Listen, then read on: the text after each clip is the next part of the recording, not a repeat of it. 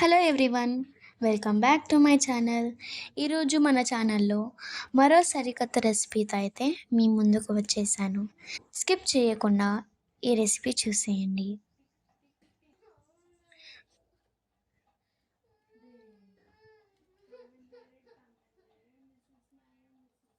అయితే ఉడకబెట్టుకొని ఒక బంగాళదుంపని తీసుకొని నేను వీడియోలో చూపించిన విధానంగా సన్నగా తురుముకోవాలి.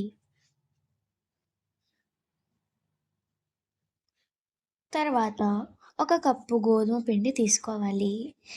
పచ్చిమిర్చి సన్నగా కోసేసి వేసుకోండి. ఆ తర్వాత తరిగిన కరివేపాకు వేసుకొని ఒక హాఫ్ స్పూన్ వరకు చిల్లీ ఫ్లేక్స్ వేసుకోవాలి.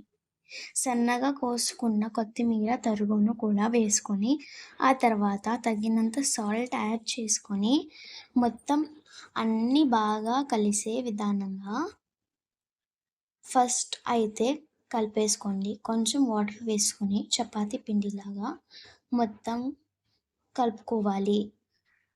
తర్వాత కొంచెం నెయ్యి యాడ్ చేసుకున్న తర్వాత దీన్ని 10 మినిట్స్ పక్కన పెట్టి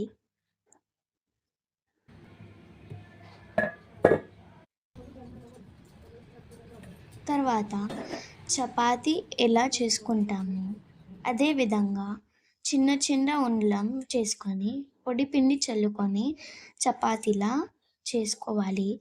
అలా చేసుకున్న తర్వాత